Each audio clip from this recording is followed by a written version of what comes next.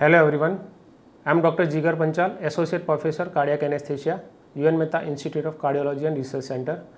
As a part of continuous cardiac education, I am going to deliver a talk on junctional ectopic tachycardia today. So before going to the main topic, let's some views on cardiac arrhythmias. Cardiac arrhythmias are most frequent perioperative cardiovascular abnormalities in patient undergoing cardiac surgery. It may be responsible for sudden cardiorespiratory arrest, hemodynamic instability, heart failure, sudden cardiac death. These arrhythmias, they are broken down into slow heartbeat, that is bradycardia, fast heartbeat, tachycardia, irregular heartbeat, flutter or fibrillation, and early heartbeat, premature contraction. Now how they are classified? As we are seeing in the figure on the right side, it is the electrical system of the heart. As we all know that electrical impulse generated in the sinoatrial node, that is SA node, and it travels through internal pathway to the AV node, that is atrioventricular node, and from there it travels to the bundle of His. It divides into right and left bundle branch and ultimately to Purkinje fiber. So this is the electrical system of the heart. So any damage or any disturbance in this pathway or cell, it leads to the arrhythmia. Slow arrhythmia, sinus bradycardia or heart block, fast arrhythmias, sinus tachycardia, atrial tachycardia, supraventricular tachycardia, junctional tachycardia, and ventricular tachycardias. Now how these arrhythmias occur? What is the mechanism behind this?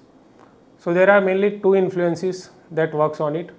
Either it is a structural influence or the transient influence. In structural influence, because of myocardial infarction, which is acute or healed, hypertrophy of the heart or myopathic ventricles, dilated or fibrosed, and transient influences like transient ischemia reperfusion, systemic factors like hypoxia, acidosis, electrolytes abnormalities, neurophysiological factors like autoimmune tone, endogenous catecholamines, and toxicity, proarrhythmic drugs and exogenous catecholamines.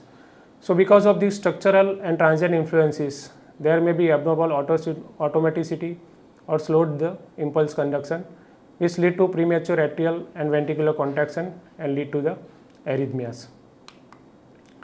So by end of this today's talk, which are the learning objectives? So we are going to find introduction and types of the junctional ectopic tachycardia, etiopathogenesis and mechanism, incidence and risk factors, clinical presentation, how to diagnose JET, what is the differential diagnosis, and the management part. Junctional ectopic tachycardia. It's a tachyarrhythmias originating in the anteroventricular node and anteroventricular junction, including the bundle of His. They are called junctional ectopic tachycardia. It is also called junctional tachycardia, focal junctional tachycardia, or junctional non-reentrant tachycardia. It was first described by Comel et al. In 1976 as a distinct entity, and it is an automatic focus rhythm most commonly seen in the children in post-operative period. So this is the schematic representation of the mechanism. In the right side, it's a normal sinus rhythm. The spontaneous depolarization of the sinus node result in a progression of the electrical signal through the atrium. Conduction of this signal occurs through the AV node to the ventricles via bundle branches and His Purkinje system. On the left side, it is the junctional ectopic tachycardia. The spontaneous depolarization occurs at the AV node at the junction, and it conducts to the ventricle. There may or may not be conduction to the of the signal retrograde into the atrium. So basically in junctional tachycardia, the rhythm is regular usually. The rate is 100 to 180 beats per minute. Impulse originates from the AV junction. P waves, they are constantly either inverted before QRS, hidden in the QRS complex, or inverted and after the QRS complex. PR interval is usually less than 0.12 seconds, but maybe 0.12 to 0.20 seconds. If P wave is late or not visible, then there will be no PR interval. And QRS generally narrow, less than 0.12 seconds, sometimes wide. How this junctional ectopic tachycardia classified? So it is classified into the primary or the congenital, secondary or post-operative, and focal junctional tachycardia. Congenital JET. A rare type of jet, that is accounting for less than 1% of pediatric arrhythmias, occurs in infant less than 6 months of age and familial predisposition in around 50% of the cases. Often it is refractory to medical therapy and associated with high morbidity and mortality. Presented in early infancy within 6 months with a cardiomegaly and symptoms of congestive heart failure or as hydrops in the fetus. Enhanced and abnormal automaticity has been described as the primary pathological mechanism. It presents with heart rate of 200 to 250 per minute and associated with dilated cardiomyopathy or ventricular fibrillations. Cause of death includes ventricular fibrillations, AV block and refractory heart failure. Medical management is the mainstay of the initial treatment of most of the cases. Amiodarone, it's a first line of agent alone or combination with propranolol. Ivabradine, a selective inhibitor of pacemaker current, also used nowadays. Transcatheter ablation in drug refractory cases and permanent pacemaker implantation for AV block also indicated. Coming to second variety, that is postoperative junctional ectopic tachycardia.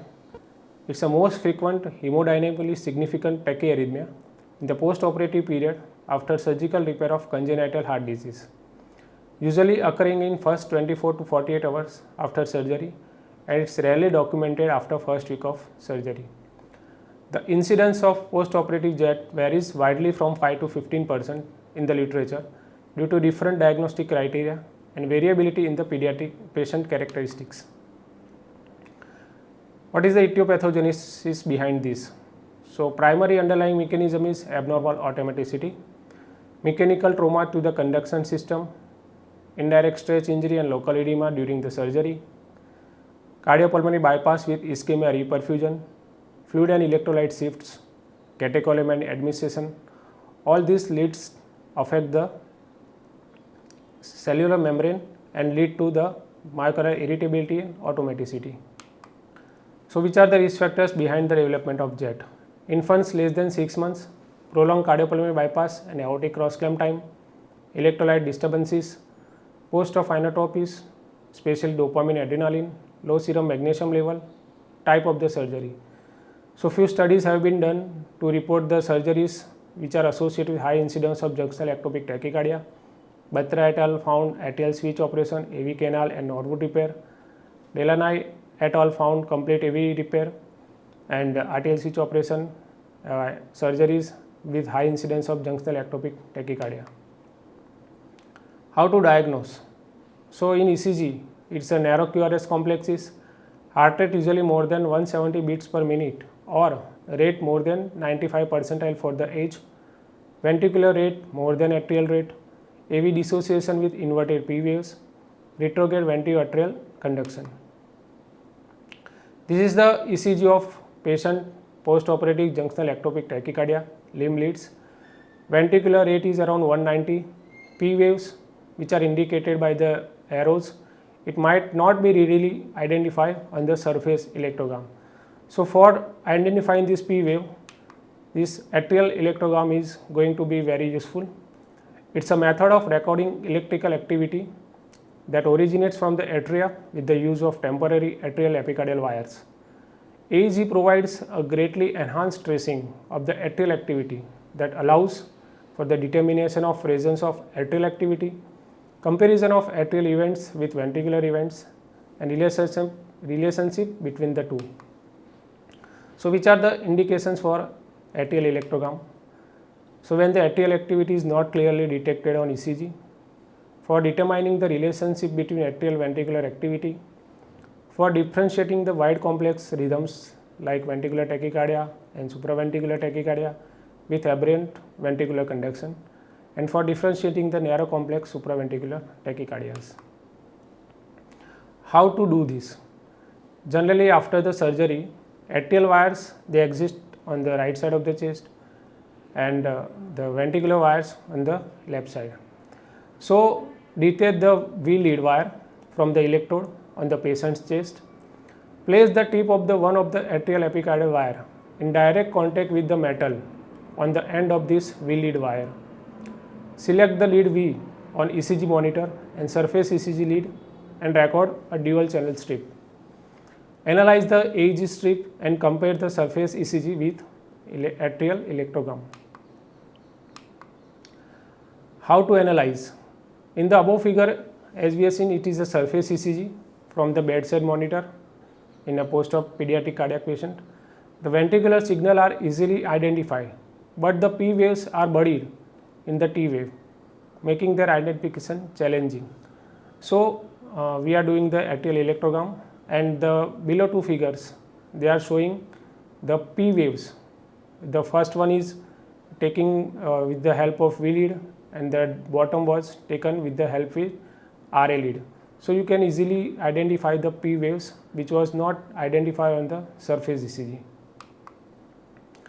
So once the diagnosis has been made that the patient is suffering from JET, one should not directly jump for the treatment of the patient until the patient is hemodynamically stable.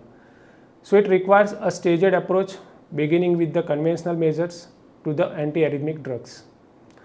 One should start early aggressive therapy to control or convert the JET before the signs of low cardiac output ensure.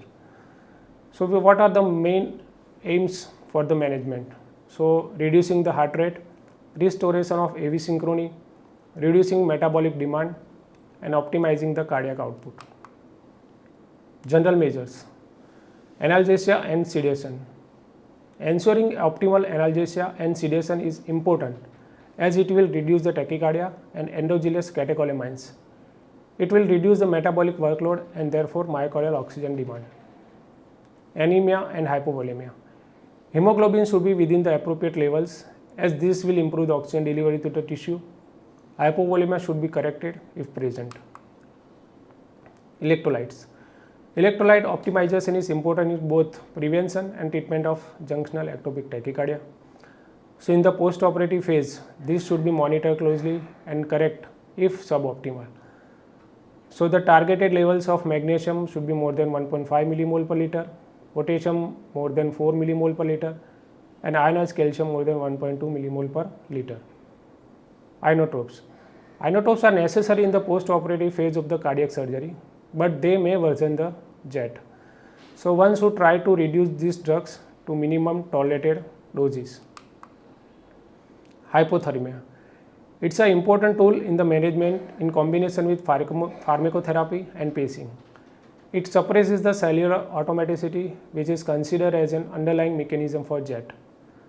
It is induced by application of ice packs, cooling blankets, lavage using the cold saline through nasogastric tubes. Cooling is usually done to a core temperature, that is rectal temperature of 34 to 35 degrees centigrade for 24 to 36 hours. Rewarming is started once the patient is stable, at least for 24 hours. Pacing and AV synchrony. The slowing of JET to an acceptable heart rate that allows the hemodynamic improvement with the atrial or AV sequential pacing is defined as a success of any form of therapy for JET.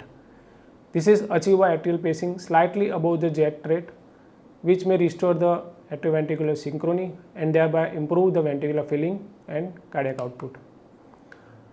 Now, once these general measures, one should try this pharmacotherapy if there is no improvement. First line is amiodarone. The dose is 1 mg per kg over 10 minutes and repeat in 1 mg per kg increments to a total dose of 5 mg per kg. Then infusion starts at 5 microgram per kg minute for 24 to 48 hours. Dexmedetomidine. Infusion start at 0.2 microgram per kg per hour up to 1 microgram per kg per hour. Ivabradine, it's a newer drug in the dose of 0.05 milligram per kg 12 hourly, and sotalol, doses of 1 mg per kg over 1 hour. So this is the pharmacotherapy used for the junctional ectopic tachycardia. These are the few studies in which they have given the management protocol. Hoffman et al., they given staged approach, general measures first, followed by specific therapy. Once the Batra et al., they are conventional measure, first line, if intravenous amiodarone, no response. Delaney et al., they found general measures and atrial overdrive pacing through temporary atrial wires to restore the synchrony. Walsh et al., they have also found staged approach involving the reduction of catecholamines, correction of fever, pacing, digoxin, phenytoin, and Conavicola. Amiodarone is the first line of drug.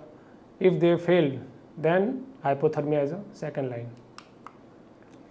So once the diagnosis of JET is confirmed by ECG and there is hemodynamic instability, first ensure the adequate sedation and analgesia, electrolyte correction, hypothermia 35 degree, optimize the inotrope, correct the hypovolemia and pacing, and along with that amiodarone 5 mg per kg bolus followed by infusion 5 microgram per kg per minute, dexmedetomidine infusion 0.2 to 1 microgram per kg per hour, and ivabradine 0.05 mg per kg 12 hourly. The last type is focal junctional tachycardia. It is also known as automatic junctional tachycardia.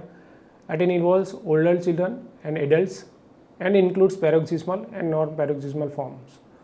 Often asymptomatic but can have vague symptoms like headache, palpitation or syncope. The non-paroxysmal forms more common in adults and called as accelerated AV junction rhythm. The likely mechanism to be enhanced automaticity within the AV node. Treatment rarely needed, but Holter monitoring should be performed to assess the tachycardia burden. If symptomatic, beta blockers or amiodarone may be used. So the take-home points from today's lecture: JET is common arrhythmia in the pediatric cardiac post-operative setting arising from enhanced automaticity. Diagnosis usually made on surface ECG with the help of atrial electrogram if needed. Prompt recognition and immediate institute of appropriate treatments are important. Addition to the general measures, the therapeutic hypothermia and pharmacotherapy help in controlling the junctional ectopic tachycardia. Pacing restore the AV synchrony and augmenting the cardiac output. Amiodarone is currently preferred drug and ivabradine appears promising. Thank you.